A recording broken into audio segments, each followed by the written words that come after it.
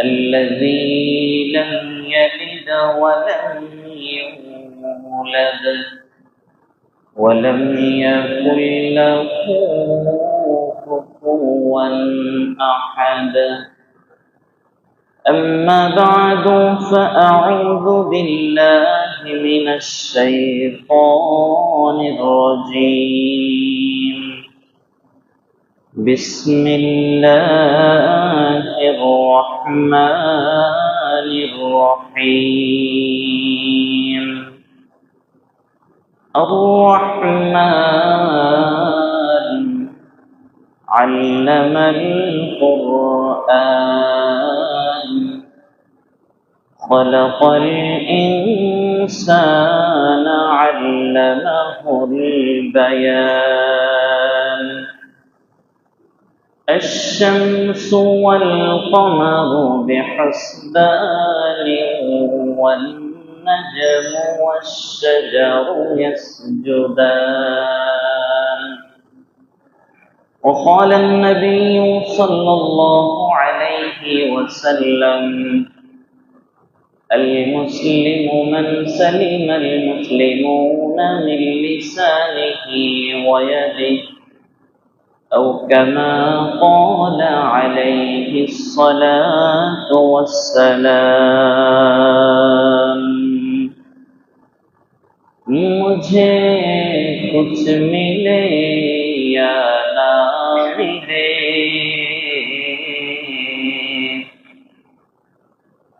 मोहम्मद मिले, यानी वो शई जो अल्लाह मिले। बलगल उला बिकमालिही कशफत दुजा बिजमालिही हसनत जमीउ खिसालिही सल्लु अलैहि व आलिहि। ला इलाहा इल्लल्लाह, ला इलाहा इल्लल्लाह, ला इलाहा इल्लल्लाह, ला इलाहा इल्लल्लाह। हस्बी रब्बी जल्लल्लाह, मा फी क़ल्बी ग़ैरुल्लाह। नूर मुहम्मद सल्लल्लाह, ला इलाहा इल्लल्लाह, ला इलाहा इल्लल्लाह, ला इलाहा इल्लल्लाह। उमैया बोले बिल्लल रे, अहद बोला सैरा दे। बिल्लल बोले मोरे जाबो तबु सरबो ना इल्लल्लाह, ला इलाहा इल्लल्लाह, ला इलाहा इल्लल्लाह, ला इलाहा इल्लल्लाह, ला इलाहा इल्लल्लाह, ला इलाहा इल्लल्लाह। मुहम्मदुर रसूलुल्लाह सल्लल्लाहु अलैहि वसल्लम।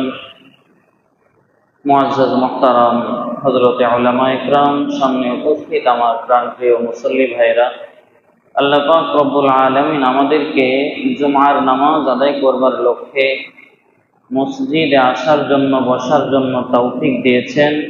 আমরা সকলেই শুকরিয়া আদায় করি, আলহামদুলিল্লাহ। মহাগ্রন্থ আল কোরআনুল কারীমের সূরার সংখ্যা কতগুলি সূরা আছে আমরা সবাই জানি না।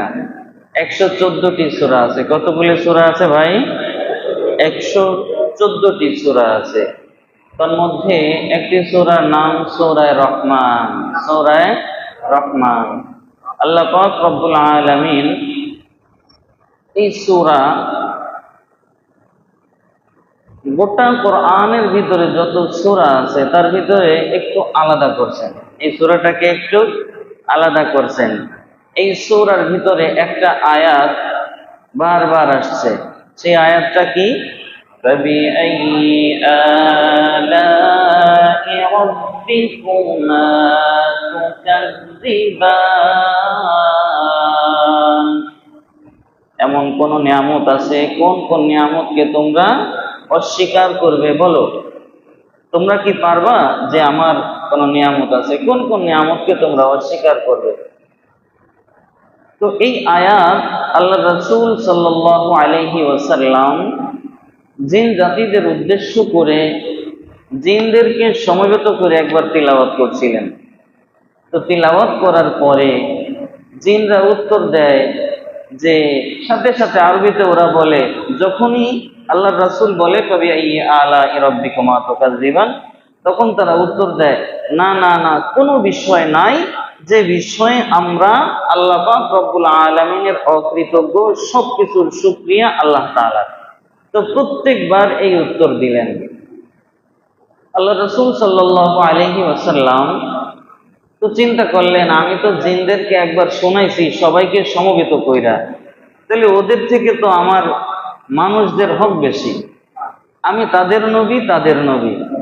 তো জিনরে আমি দেখতেছি, তারা আমাকে দেখতেছেন, কিন্তু আমার যে উম্মত আছে এই উম্মতরা জিনদেরকে দেখছে না।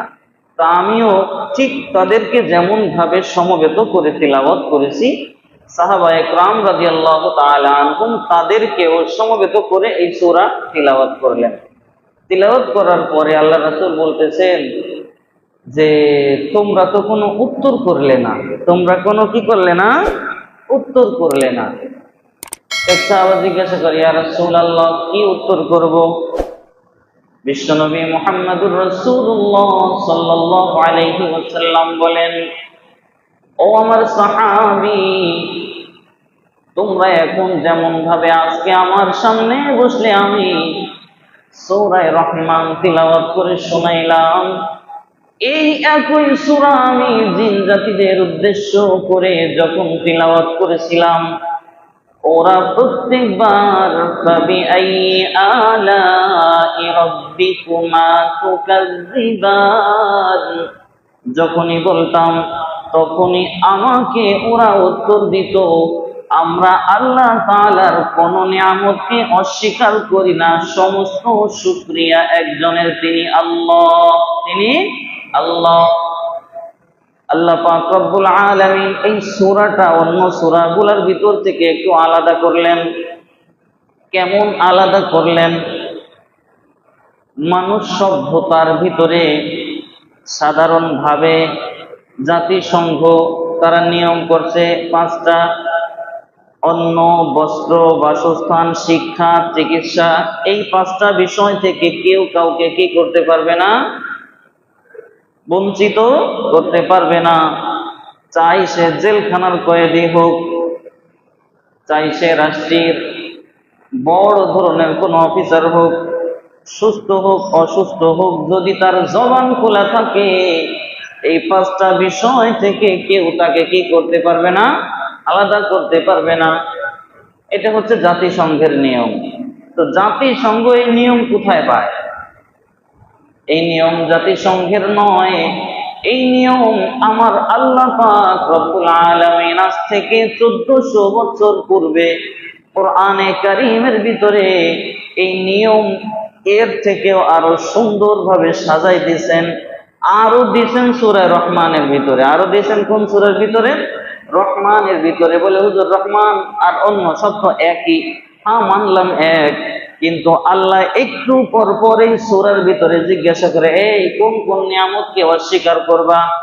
খাবার দিছি, পানি দিছি, শিক্ষা, চিকিৎসা, বাসস্থান, আমি আল্লাহ তোমাদেরকে বানাইছি, এরপরেও সমস্ত মানব অধিকার তোমাদের জন্য আমি রাখছি।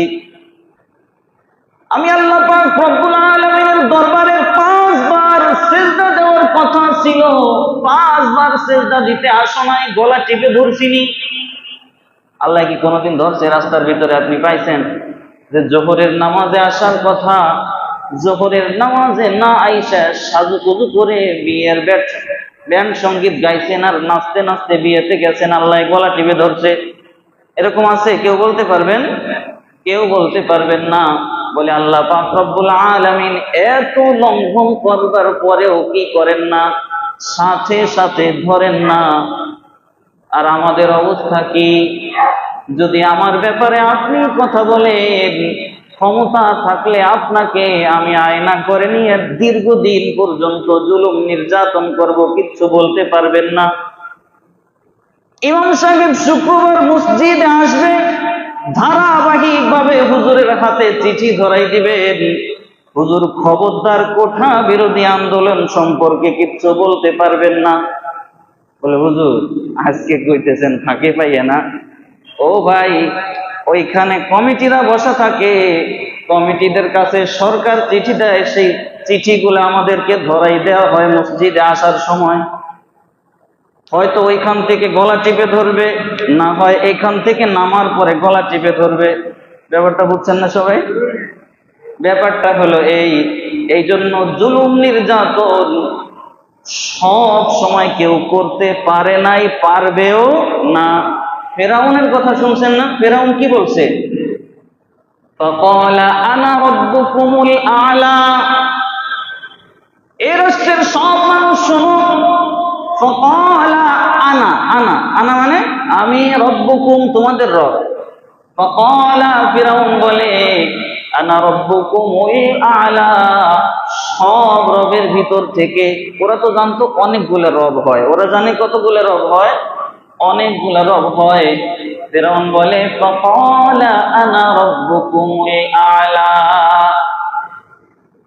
এই বেটারা শুনো, সব রবগুলোর ভিতর থেকে সবার থেকে বড় রব হলো আমি।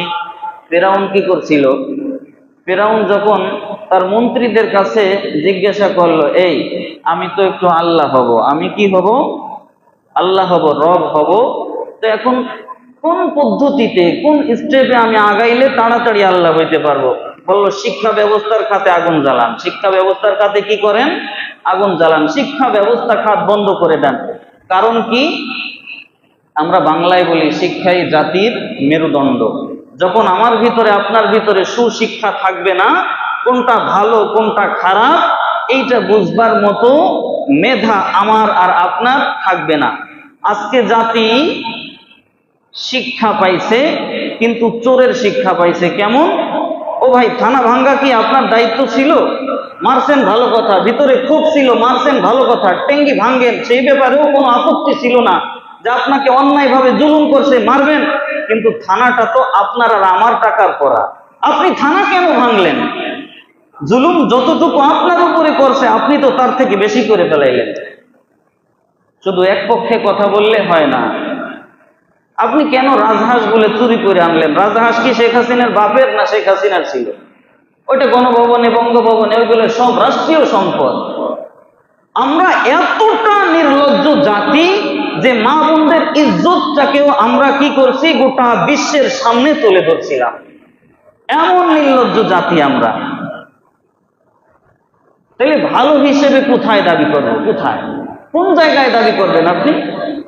যেখানে আসবেন সেখানে আপনি চাচ্ছেন যে আল্লাহ তুমি আমার এই জুলুম থেকে, নির্যাতন থেকে আমাকে সরাও। যখন আপনাকে আল্লাহ তাআলা রহমত দিচ্ছে, ঠিক ওই মুহূর্তেই আপনি আবার গজবের কাজ করছেন। আল্লাহ বলেন যহারাল ফাসাদ ফিল বাররি ওয়াল বাহরি বিমা কাসাবাত আইদিন নাস। যহারা মানে প্রকাশ হওয়া, ফিল বাররি স্থল ভাগে ওয়াল বাহরি সমুদ্রে বিমা কাসাবাত আইদিন নাস যা কিছু হয় সব কিছু দুই হাতের কামাই। তাহলে এই যে ভাঙচুর করলাম, ভাঙচুর কারা করছে? ফেরেশতারা এসে করে দিয়ে গেছে নাকি আমরা করছি? হ্যাঁ, আমি এই জায়গায় দাঁড়াইছিলাম বিকেল বেলায় সোমবারে, দেখলাম আয় হায় মাশাআল্লাহ কি সুন্দর ফ্রিজ, টিভি, ফ্যান সব খুলে নিয়ে যাচ্ছে। আবার মুখে হাসি, মুখে হাসি। আছেন, এবার ঠান্ডা মাথায় একটা মাসআলা বলি, ঠান্ডা মাথায় খুব সাংঘাতিক আকারে শুনবেন। হ্যাঁ, যখন আমি একটা মালের ব্যক্তিগত মালিক হব, একটা মালের মালিক আমি ব্যক্তিগতভাবে, আমি কে? আমি, আপনি একজন, কয়জন? একজন। যখন এই সম্পদ কেউ চুরি করে, যখন এই একক সম্পদ কেউ কি করে? চুরি করে, তখন ওই চোর যদি ওই একক ব্যক্তির কাছে আইসে কি বলে যে ভাই তোমার পাও ধরলাম, তুমি আমারে মাফ করে দাও, এই যে তোমার মাল নাও। যদি ফেরত দেয়, ওই ব্যক্তি যদি মাফ করে দেয়, আল্লাহ তাআলা কি করে দেন? সঙ্গে সঙ্গে মাফ করে দেন। এক নাম্বার। দুই নাম্বার, কোন মালের মালিকানা যদি একের অধিক হয়, একের অধিক হয়, তার থেকেও বেশি হয়, দুই বা ততোধিক হয়, এটা হলো এই বাক্য রচনার ক্ষেত্রে। হ্যাঁ, দুই বা ততোধিক শব্দ মিলিত হইয়া একটা বাক্য যেমন গঠিত হয়, ঠিক তেমনি ভাবে এই একক টাকা না হইয়া যদি একাধিক মানুষের টাকায় কোনো মাল সম্পদ কেনা হয়, সেই মাল সম্পদ যদি কেউ চুরি করে, কেউ চুরি করে, যত মানুষের অর্থ ওই মালের ভিতরে আছে, প্রত্যেকটা মানুষ যদি আপনাকে মাফ করে তবেই আপনি মাফ পাবেন, অন্যথায় আপনি মাফ পাবেন না। এখন ওই যে টিভি, ফ্রিজ, এসি, ফ্যান, এইগুলা কি পুলিশদের বাপের টাকার কেনা নাকি আমার আর আপনার জনগণের টাকার কেনা? আমার আর আপনার জনগণের টাকা দিয়ে কেনা না। একটা থানা নতুন করে ওর স্ট্রাকচার আবার দাঁড় করাইতে 1 থেকে 1.5 কোটি 2 কোটি টাকা লাগবে। আপনি তো হু হু করে ভাঙ্গে চড়ে নিয়ে আসলেন ভাই, কেন? ওই যে সাহেব আলী না কোন দারোগা টাস করে গুলি করে মারছে, ওরে ধরে পাড়াইয়েছে, এসে গেলেন, তা তো পারলেন না, ও তো পলাই চলে গেল। ছোট্ট একটা বাচ্চা, আমি নিজেও কান্না করছি এসার পরে, যে 10-11 বছরের একটা বাচ্চাকে কেমন করে পাখির মতো গুলি করে মারে। তো এই প্রকারের মানুষের সাথে আমি আর আপনি অনেক সময় কি করি? পারি না, তারা পালাই চলে যায়, আমরা পারি। যখন দেখি আর কেউ নাই, তখন চিন্তা করি যাকে পকেটটা ভালোই ভারী হবে, এবার আগায়। এই জন্য রাষ্ট্রীয় কোনো সম্পদে মনের ভুলেও কখনো আমরা কি করব না? হাত দিব না। এই যে আমরা সবাই বলতেছি এত রক্তের বিনিময়ে আমরা রাষ্ট্রকে সংস্কার করলাম, এত রক্ত দিলাম, তাহলে এত রক্তের ফল কি আপনার আর আমার এই? এখন থানাগুলো বন্ধ থাকবে, জেলখানার কয়েদিগুলো বের হয়ে চলে যাবে। হ্যাঁ, আমার সাথে সরকারের বিরোধ থাকতে পারে, এতে করে কি আমি জেলখানা ভেঙে ফেলাবো? কয়েদিরা, অন্যান্য কয়েদি বের হয়ে যাবে যারা আসলেও ক্রাইম করছে। সত্যিকারের যদি আপনি নিরাপদ হন, এই মুহূর্তে জামিন ধরলে তো মুক্তি হয়ে যাবে, এই মুহূর্তে জামিন ধরলে মুক্তি হয়ে যাবে। তাহলে আপনার নতুন করে আইন হাতে তোলার কি আছে? নতুন করে আইন হাতে কেন তুলবেন? কোন কারণে তুলবেন বলেন? এটা কোরআন হাদিসে আপনাকে কি করে না? অনুমতি দেয় না, আর সরকারও এরকম কোনো অনুমতি আপনাকে দেয় নাই। আর এমন না যে আমরা ভিন্ন রাষ্ট্রের উপরে আক্রমণ করছি। দেখেন, আমরা যেভাবে চুরি করছিলাম, এই জিনিসটা হলো কেমন? আমরা মায়ানমারের উপরে আক্রমণ করব, মায়ানমার যদি আমাদের হাতে কি হয়? পরাজিত হয়, এরপরে ওকে বন্দুক, টিভি, ফ্রিজ যা আছে আমরা কি করে নিয়ে আসবো? ঘাড়ে করে নিয়ে আসবো। এই হলো আরেক দেশের উপরে যখন বিজয়ী হব আমরা, তখন হলো ওই সুরত। এখন আমি আর আপনি কি করলাম? আমার ভাইয়ের ঘরে চুরি কইরা ভাইয়ের ঘরের সম্পদ আমার ঘরে নিয়ে আসলাম, এরকম হইল না বিষয়টা? আবার কিন্তু এই সম্পদগুলো আমার টাকা, আপনার টাকা দিয়ে আবার নতুন করে কি করা হবে? আবার নতুন করে তৈরি করা হবে এই সম্পদগুলোকে। এই জন্য এই কাজগুলো কেউ করব না, এই কাজগুলো কেউ করব না। রাস্তায় এখন পুলিশ নাই, পুলিশের দায়িত্ব আমার আর আপনার সবার, আমার আর আপনার সবার। যার যার যেই সাইড দিয়ে চলার কথা, আমি আর আপনি ঠিক ওই সাইড দিয়েই চলবো, আমি আর আপনি ঠিক ওই পাশ দিয়েই চলবো। স্কুলের বাচ্চারা ট্রাফিকের দায়িত্ব পালন করতেছে, আমার আর আপনার বাচ্চারাই তো এগুলো করবে, নাকি বাহিরের থেকে একজন আসবে? এখন এখন যেই দুর্যোগপূর্ণ সময়, এই সময় বাহিরের কেউ আসবে না। আমি আর আপনি, আপনার আর আমার সন্তানকেই আমরা কি করব? আগাই দিব। যাইতে সময় পকেটে টাকা থাকলে ওই ট্রাফিক যে ছেলে মেয়েগুলো আছে, ওদের হাতে কতগুলো খাবার দাবার কিনে দিয়ে যাবেন। কারণ হচ্ছে আপনার সন্তান তো নাই ওখানে দাঁড় হওয়ার জন্য, আরেকজনের সন্তান দাঁড়াইছে, তো তার পাশে গিয়ে দাঁড়ান যে আব্বা তুই খুব ভালো কাজ করছিস, মা তুমি খুব ভালো কাজ করছো, রাষ্ট্রের পক্ষে এমন একজন মানুষ দরকার। এমন করে আমরা কি করব? পাশে দাঁড়াবো। কখনোই লুটপাট এবং অন্যায়ভাবে আইন হাতে তুলে আমরা কি করব না, নিব না। বিশেষ করে সব থেকে বড় ক্রাইম যেটা হয়েছে, গুলি এবং আগ্নেয়াস্ত্র অর্থাৎ বন্দুক, গুলি এবং বন্দুক, এইগুলা যদি কারো কাছে থাকে স্বেচ্ছায় দিয়ে আসবেন, তা না হইলে পরবর্তীতে এমন বিপদে পড়বেন যে বিপদের কোনো মা বাপ থাকবে না। গুলি বন্দুক এইগুলা যদি কারো কাছে পাওয়া যায়, পরবর্তীতে সেনাবাহিনী চেনেন না? হ্যাঁ, এমনি পুলিশটা তো রিমান্ডে দিলে ভালো ডিম দিবে, সেনাবাহিনীরা কিন্তু পিতলের ডিম দিবে। হ্যাঁ, সেনাবাহিনী দিবে পিতলের ডিম, তখন বুঝবেন মজাটা কি। এই জন্য অস্ত্র শস্ত্র নিয়ে কোনো খেলতামাশা করা যাবে না। ওইটা রাষ্ট্রের এবং ওইটা অস্ত্রধারী যারা যারা অস্ত্র ধরতে পারে তাদের। আপনার আর আমার মাথা তো চোরাচুট্টামি বুদ্ধিতে আর হলো বদমেজাজে ভরা। যদি আমার পকেটে থাকে, আমার মুসল্লি আমার বিপক্ষে যেটাই দাঁড়াবে টাস করে মেরে দেবো, এরকম হলো আমাদের মেজাজ, এমন হলো আমার মেজাজ, আপনার মেজাজ। আপনিও চিন্তা করবেন কি, হুজুরে আজকে ওয়াজ করছে সুদ ঘুষ, আমার সুদের দোকান আছে, দাঁড়া হুজুরের দিক দিয়ে যাইবো চা খাবার, টাস করে হুজুরে ফুটে দিব। এই হলো আমার আর আপনার মেজাজ। তাইলে আমার আর আপনার হাতে যদি অস্ত্র থাকে, মানুষ কি নিরাপদ আমার আর আপনার হাত থেকে? নিরাপদ না। এই জন্য এই কাজগুলো আমার না, আপনার না, এই কাজগুলো যার তাকে করতে দিন, এই কাজগুলো যার তাকে করতে দিন, তবেই সমাজ সভ্য হবে, তবেই সমাজ সভ্য হবে। অন্যথায় এই সমাজ ভালো হওয়ার কোনো রাস্তা নাই। আজকে সকালবেলা তালাশ করলাম যে দেখি কতগুলো মানুষ মারা গেছে, দেখলাম কমপক্ষে 266 জন মানুষ মারা গেছে এই আন্দোলনকে কেন্দ্র করে। এর ভিতরে যদি আমার সন্তান থাকতো, যে সন্তান আমাকে সকালবেলায় গলা জড়াই ধরে আব্বু বলো, আম্মু, আব্বু, এই ছোট ছোট কথাগুলো বলে, যেই সন্তান স্কুলে যাওয়ার সময় আপনাকে বলে বাবা 10 টাকা দাও, বাবা 20 টাকা দাও, বাবা আগায় দিয়ে আসো, আপনার সন্তান যদি ওই 266 জনের কাতারে থাকতো, তাহলে বুঝতেন আসলে সন্তান হারানোর আর্তনাদ। কিন্তু ওই সন্তানগুলো দেশের জন্য প্রাণ দিল, আর আমরা দেশের সম্পদগুলো চুরির জন্য ব্যস্ত হয়ে পড়ছি।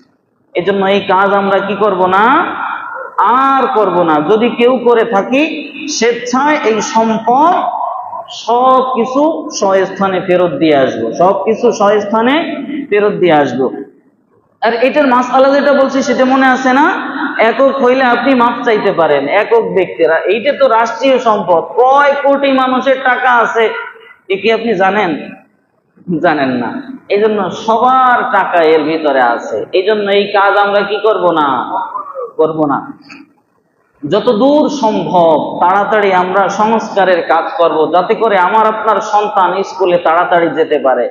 ওই যে বলছিলাম ফিরআউন কি করছিল, যে আমি আল্লাহ হব, আমার একটু ব্যবস্থা করো তাড়াতাড়ি, আমি আল্লাহ হব। মন্ত্রীরা তাকে কি করলো, বলে শোনেন আপনি তাড়াতাড়ি আল্লাহ হয়ে যাইতে পারবেন, শিক্ষা ব্যবস্থা বন্ধ করে দেন। তা না, 5 বছর শিক্ষা ব্যবস্থা বন্ধ করে দেয়। 5 বছর শিক্ষা ব্যবস্থা বন্ধ থাকার পরে মানুষগুলো কেমন যেন মাতাল মাতাল হয়ে যায়, কোনো শিক্ষা নাই। শিক্ষকরা এবং আমরা যারা আসি, আমরা কিন্তু পড়ালেখা কইরে লেখে নিয়ে তারপরে আসি, একটু দেখি আর আপনাকে দিক চাইয়ে চাইয়ে বয়ান করি। হ্যাঁ, একেবারে সস্তায় কিন্তু এই কথাগুলো সম্ভব হয় না। এই যে চিল্লে বলেন আর সুরে বলেন আর আস্তে বলেন, প্রত্যেকটা এই ঘটনার পিছনে পিছনে একটা একটা লাইন লিখে নিয়ে আসতে হয় যে আমার এই লাইনের ভিতরে এতটুকুন কথা আছে, এই লাইনের ভিতরে এতটুকুন কথা আছে। তো প্রত্যেকটা সেক্টরের শিক্ষক হোক, ইমাম হোক, চাই সে রাষ্ট্রীয় বড় কোনো কর্মকর্তা হোক, সবাই যার যার মতো করে গুছাই নিয়ে আসে। তো শিক্ষা যদি না থাকতো, কলম যদি না ঘুরাইতে পারতাম আমি, তাহলে কি এগুলো চলতো না। শিক্ষা ব্যবস্থা যদি বন্ধ হয়, মানুষ আস্তে আস্তে অসভ্য জাতিতে রূপান্তরিত হয়ে যাবে।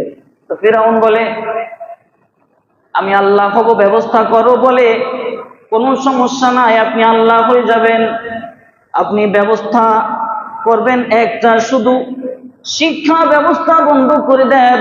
ফিরআউন কথা মতো 5 বছর শিক্ষা ব্যবস্থা বন্ধ করে দেয়। এরপরে একদিন ঘোষণা করে فقال انا ربكم الاعلى, তোমার ভিতরে সব থেকে বড় আল্লাহ হলো আমি। তো মানুষ মনে করে হইতেও পারে, মানে কি ওর ভিতরে কোনো জ্ঞান নাই, ওর ভিতরে কোনো জ্ঞান নাই, যে জ্ঞান দিয়ে সে চিন্তা করবে যে আল্লাহ একজন হয়। কারণ হলো শিক্ষা ব্যবস্থা বন্ধ। 5 বছর যদি এসএসসির একটা ছাত্রকে আপনি পড়ালেখা বন্ধ করে দেন, ওরে 5 বছর পরে যদি বলেন a+b² এর সূত্র ক, পারবে?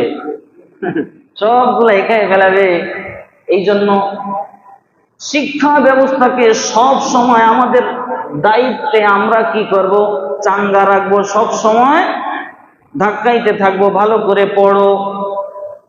এই কথাকে বাস্তবায়ন করবার জন্য শিক্ষাই জাতির মেরুদণ্ড।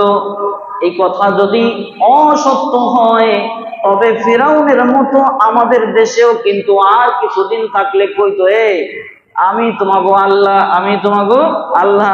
15-16 বছর তো হইল, আর যদি 15-16 বছর টিকে যাইতো তাহলে কইতো আমি তোমাগো আল্লাহ। এলো নিরপেক্ষ কথা, আমি কিন্তু কোনো দলীয়। আবার খালেদা জিয়া যে সময় গেছিল, সেও কিন্তু সেই একই তরজে খাইয়ে গেছে। হ্যাঁ, একই তরজে, যে যেমন করে পারছে সে ওরকম ভাবে খাইছে আর লুটপাট চালাইছে, মানুষের উপরে হত্যাযোগ্য অপরাধ করছে। না ভাই, এটা তো মানুষের করণীয় ছিল না।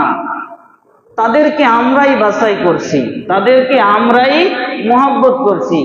ওই সবগুলো মুদ্রার এই পিঠ আর ওই পিঠ, মুদ্রার এই পিঠ আর ওই পিঠ। এই জন্য কোনোটাকে আমি ভালো বলছি না, বাদবাকি আমাদের দরকার। আমরা যদি সচেতন হই, তবে আমাদের উপরে জুলুম নির্যাতন চালানোটা কঠিন।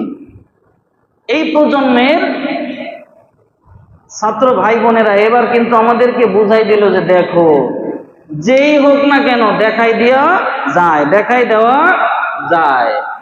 এই দেখাইয়া যদি কেউ না দেয়, তবে পিছনের সামনে যে প্রজন্মগুলো আসবে, ওরা এর থেকে পরিপূর্ণ অন্ধ থাকবে, জাতি আর ভালো কিছু শিখবে না। এই জন্য জাতির কাছে শিক্ষাই জাতির মেরুদণ্ড, এই কথাকে বাস্তবায়ন আমাদের করা খুব জরুরি। আর আল্লাহ পাক রব্বুল আলামিন ফিরআউনকে যখন ক্ষমতা দিলেন, যে ফিরআউন তো এই কথা বলছে, আর এরপরে ফিরআউন চিন্তা করে আল্লাহ রে, এবার তো সবাই আমারে মাইনা নিছে। লম্বা ঘটনা, সংক্ষেপে বলি। ফিরআউনকে যখন আল্লাহ হিসেবে মাইনা নিল, এখন ফিরআউন চিন্তা করে কাম সারছে, এইবার কি করব? নীল নদে পানি নাই। আইসে কয় আল্লাহ, নীল নদে পানি নাই, আমার ঘরে পানি দেন। ফিরআউনের কাছে বলে যে আল্লাহ, নীল নদে পানি নাই, আমার ঘরে পানি দেন। ফিরআউনও বুক টান টান করে দেয়, যাও, কালকে ব্যবস্থা হবে। তো সবাই এই কথা বলছে। গভীর রাত, ফিরআউন পাহাড়ের উপরে যায়, গাছের সাথে পা বাঁধে, ওই যে পা বাঁধে ঝুলে পিটেছে না, দেখছেন না আপনারা? হ্যাঁ, ওই বলছিল যে বিএনপির প্রত্যেকটা সদস্যকে আমরা কি করব, কারেন্টের খাম্বা, রাস্তার খাম্বার সাথে টিপপটাং করে বাইন্ধে পিটাবো। কেন রে ভাই, এত রাখতে বিএনপির ভাত? আবার বিএনপিও যে জুলুম কম করছে, বিএনপির সময় আমি ছোট ছিলাম তো জানি না, এই বক্তব্যগুলো বলে ওদের থেকে নকল করে আমার। হ্যাঁ, তো এই আমার কাছে মনে হয় যখন এই বুক টান টান করে বড় বড় বক্তব্য দিছে, সেই কাজগুলো এখন এই সুযোগে বিএনপি আলারা কি করে দেখাই দিছে যে দেখো, কইছিল না, দিলাম তোমাকে টিপপটাং করে টান টান করে ঠ্যাং উপর ফেলে দিয়ে পা নিচ ফেলে, ঠ্যাং উপর ফেলে আর মাথা নিচের দিকে দিয়ে দেখাই দিছে। দেখলাম ঢাকায় ফ্লাইওভারের দুই পাশে দুইটা লাশ ঝুলছে, লাশ ঝুলতেছে, ট্রাকেরও অনেক উঁচা করে ঝুলাইছে যাতে করে সবাই দেখতে পারে। এই জন্য অপরাধ কোনোটাই ভালো না, সেটা ছোট হোক চাই বড় হোক। এর পিছনে মূল কারণ কি বলেন তো? অহংকার। মূল কারণ কি? অহংকার। মূল কারণ কি ভাই? অহংকার। আল্লাহ তাআলা বলেন ওয়ালা তামশি ফিল আরদি মারহা, ওয়ালা তামশি, জমিনের উপর চইলো না, ফিল আরদি মারহা, এই জমিনের উপরে চলবা, ভিতরে অহংকার আছে, এমন অহংকার নিয়ে আমার জমিনে তোমরা কি কইরো না? হাইটো না। এই জন্য সরকার হোক, সরকারের আমলা হোক, সরকারের কর্মকর্তা হোক, আমরা হুজুর হই, আপনারা মুসল্লি হন, যদি কারো ভিতরে এই অহংকার নামক এই বীজ কারো ভিতরে রোপণ হয়ে যায়, একদম 100% ধরে নেবেন ওই ব্যক্তি জাহান্নামের লাকড়ি হয়ে গেছে। ওই ব্যক্তি কি হয়ে গেছে গা? জাহান্নামের লাকড়ি হয়ে গেছে। যদি সে ফিরে না আসে, যদি সে কি না করে, ফিরে না আসে, প্রত্যাবর্তন যদি করতে না পারে, 100-র ভিতরে 100% ও জাহান্নামে যাবে। বলে কেন? আল্লাহ বলছেন অহংকার হলো আমার চাদর, অহংকার আমার চাদর, এই চাদর নিয়ে টানাটানি করো না, পুড়ে যাবা। এই চাদর নিয়ে কি করো না? টানাটানি করো না, পুড়ে যাবা। এই চাদর হলো আমি আল্লাহ তাআলা, অহংকার করব কেবলমাত্র আমি একজন, তিনি হলেন কে? আল্লাহ। তিনি কে? আল্লাহ। তাইলে আল্লাহর জিনিস নিয়ে যদি আপনি টান দেন, তাহলে শরীক করা হয়ে গেল না আপনার সাথে আর আল্লাহর সাথে? আল্লাহর জিনিসকে যদি আপনার সাথে মেশান, তাহলে আপনি আর আল্লাহ, তাহলে তো একটু একটু মিশে গেল, কিঞ্চিত হোক, কিঞ্চিত হইলেও তো মেশে না। তো আল্লাহর বস্তু তো আপনার সাথে মিশতে পারে না। আল্লাহ কি বলছে? কুল হুয়াল্লাহু আহাদ, তিনি হলেন একক। আল্লাহুস সামাদ, লাম ইয়ালিদ ওয়া লাম ইউলাদ ওয়া লাম ইয়াকুল লাহু কুফুয়ান আহাদ, তিনি কেউকে কি করেন নাই? জন্ম দেন নাই, তিনিও কারো থেকে জন্মগ্রহণ করেন নাই, তার সমকক্ষ কেউ নাই। তাহলে অহংকার যে করতেছেন, সামান্য সামান্য পরিমাণের এর ভিতরে শিরিকের একটা গন্ধ চলে আসে। যদি কেউ শিরিক করে, আল্লাহ বলেন ইন্না শিরকা লাযুলমুন আযীম, যে ব্যক্তি শিরিক করলো সে হলো সবথেকে বড় জুলুম করলো, সবথেকে বড় জুলুম করলো। এজন্য জুলুম করা যাবে না। জুলুম কাকে বলে? বড় বড় মুহাদ্দিসিন কিরাম তারা বলছেন ওয়াজউশ শাইই ফি গায়রি মুহাল্লিহি ফাহুয়া যুলমুন, যে যেই বস্তুটা যেইখানে থাকার কথা ওই বস্তুকে ওইখানে না রাখার নাম হলো জুলুম। তাইলে এমন আমরা কতগুলো কাজ করি যে যে কথা যেখানে বলার দরকার, যে কাজ যেখানে করার দরকার, এই কাজগুলো আমরা সেইভাবে কি করি না, করিও না, সেইভাবে আমরা সবকিছু সংরক্ষণ হেফাজত করি না। তাইলে আমরা কি জুলুমকারী হই? হই, আমরা জুলুমকারী হই। এর আরেকটা দলিল হইল, আমরা প্রত্যেকবার নামাজের ভিতরে বলি না আল্লাহুম্মা ইন্নী যালামতু নাফসি, আল্লাহুম্মা, হে আল্লাহ, ইন্নী, নিশ্চয়ই আমি, যালামতু, জুলুম করছি, জুলমান কাসীরা, অনেক জুলুম করছি। এইখানে আমরা কি করি? আল্লাহর কাছে নামাজের শেষে দোয়া করি যে আল্লাহ, আমি আমার উপরে জুলুমকারী, আমি আমার উপরেই জুলুমকারী, তুমি আমারে মাফ করে দিও। এখানে আমরা জুলুমের স্বীকারোক্তি দেই নিজেরা, নিজের জবান দিয়ে। এই জন্য কোনো প্রকারের কি করব না, আমরা জুলুম করব না। আপনাকে এই কাজকর্মগুলা, রাষ্ট্রের এই কাজকর্মগুলো দেখে মাথা হলো বেশি গরম ছিল। যে আয়াতগুলো পড়ছি ওই ওয়াজগুলো হয় নাই। আগামী সপ্তাহে এই ওয়াজটা শেষ করে দেবো ইনশাআল্লাহ। আগামী সপ্তাহে আপনারা 12:30টার দিকে আইসে পড়বেন। হ্যাঁ, তবে 2-3টা কথা বলবো। হ্যাঁ, খুব মাথা ঠান্ডা করে শুনবেন। 1 নাম্বার, আমাদের দেশের যে একদম অল্প সংখ্যালঘু যে মানুষগুলো আছে, সংখ্যালঘু যে মানুষগুলো আছে, কেউ তাদের উপরে জুলুম করবেন না। 1 নাম্বার। 1 নাম্বার কি? সংখ্যালঘু মানুষ অর্থাৎ হিন্দু, উপজাতি, নৃগোষ্ঠী, চাকমা, এই জাতীয় যেই মানুষগুলো আছে তাদের উপরে খবরদার জুলুম করবেন না। তাদের উপরে কি করবেন না? জুলুম করবেন না। 2 নাম্বার, হিন্দু মন্দির আছে না, হিন্দুদের মন্দির, এগুলি বেশিরভাগই হয়তো হিন্দুদের ভিতর থেকে কেউ, না হয় যে কোনো দলের এক দলের ভিতর থেকে কেউ ভাঙ্গে কি করে, এরপরে আস্তে মানুষের ভিতরে ফিতনা ফেসাদ সৃষ্টি করে দেয়। এই জন্য মন্দিরগুলো ঢাকার শহরে বেশিরভাগই মাদ্রাসার ওলামা একরামরা কি করতেছেন, পাহারা দিতেছেন। কুষ্টিয়ার ভিতরে অনেক জায়গা দেখছি হুজুররা পাহারা দিতেছেন। আপনারাও কি করবেন, সহযোগী হবেন। হিন্দুদের মন্দির পাহারা দিবেন, বলে হুজুর গুনাহ হইব না? আল্লাহর কসম গুনাহ হবে না। কসম করে বললাম এই জন্য, কারণ হচ্ছে ফিতনা ফেসাদ নিরসন করবার জন্য আপনি কি করবেন, পাহারাদারি করবেন। এতে করে আল্লাহ খুশি হবে। হ্যাঁ, আইন কারো হাতে তুলে নেবেন না। এরপরে রাষ্ট্রীয় কোনো প্রকারের সম্পদ যেন আমার দ্বারা আপনার দ্বারা ক্ষতি না হয়, এদিকে খুব সাংঘাতিক খেয়াল রাখবেন।